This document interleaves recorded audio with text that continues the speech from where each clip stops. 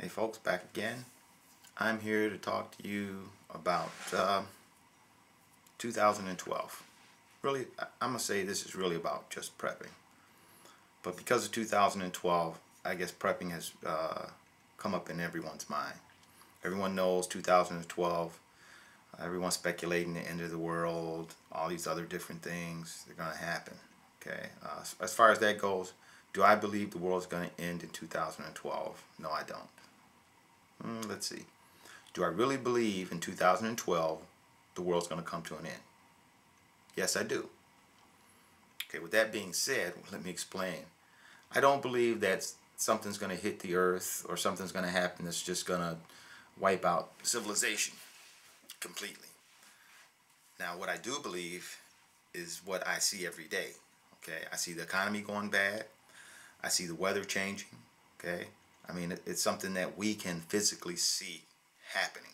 Okay, hurricanes, tornadoes, earthquakes, all those things are happening more often, and they're more severe.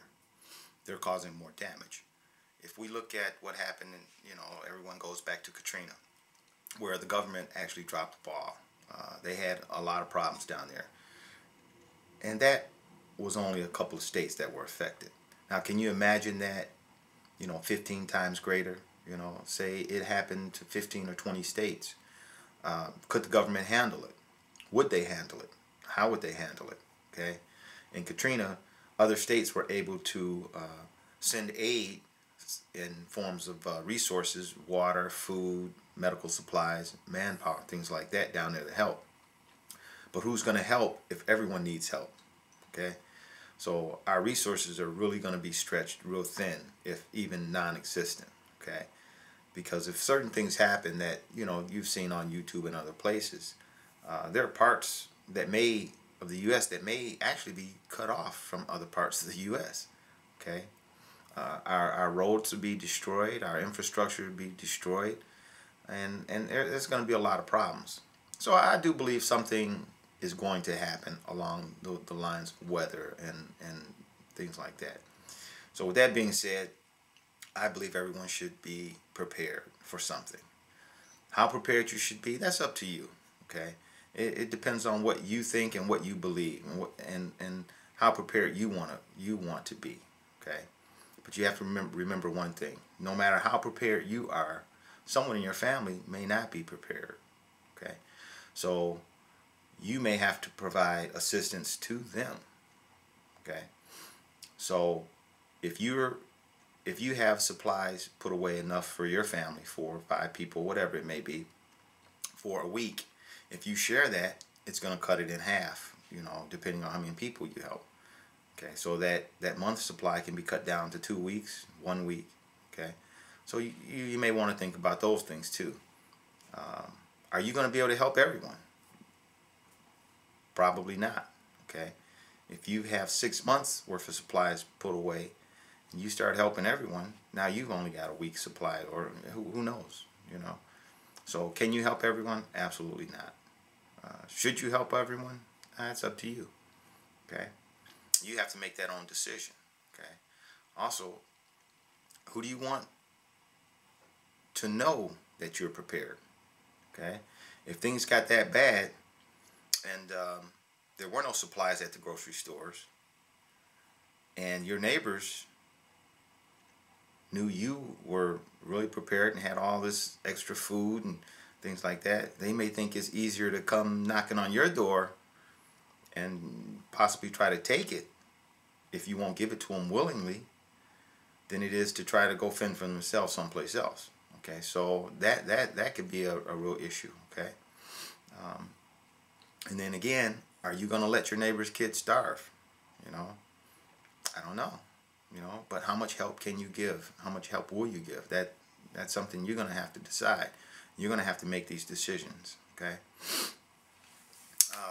Should you even let your neighbors know that you're preparing to a certain level? I even say you have to be careful about that, because if they know and they don't prepare, then like I said, they may come knocking at your door. Okay.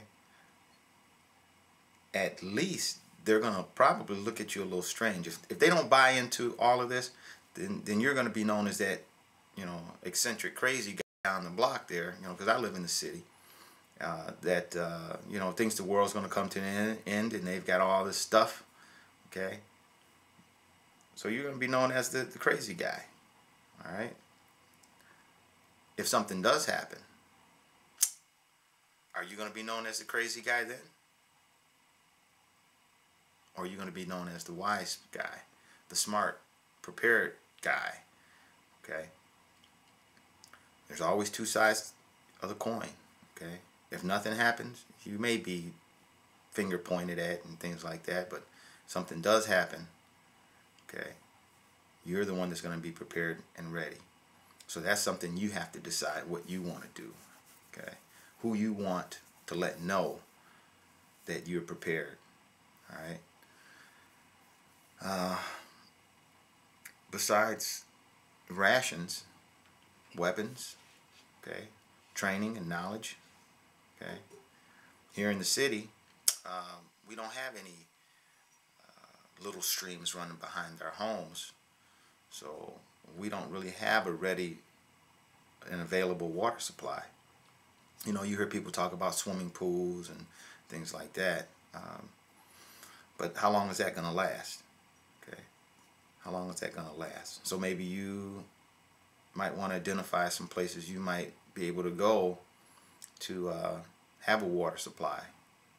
If you have a big enough place, maybe you can store a year's worth of water. I don't know. Me personally, I know I don't have the room to store a year's worth of water. But can I put a rain barrel up to catch the rainwater? Absolutely.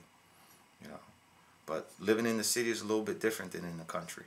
Okay, I can't have livestock. I can't have chickens and things like that running around. All right.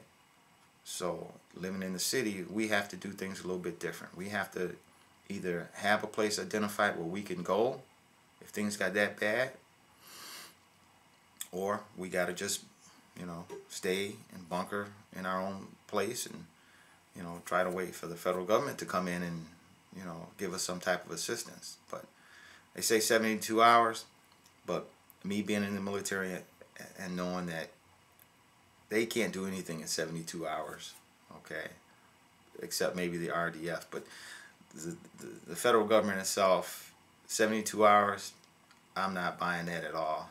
Okay, it may be possible, but if you want to believe it, that's up to you. I'm just saying, I don't think the federal government can do anything in 72 hours. Okay, so you may need to be able to provide for yourself, friends and family for more than that.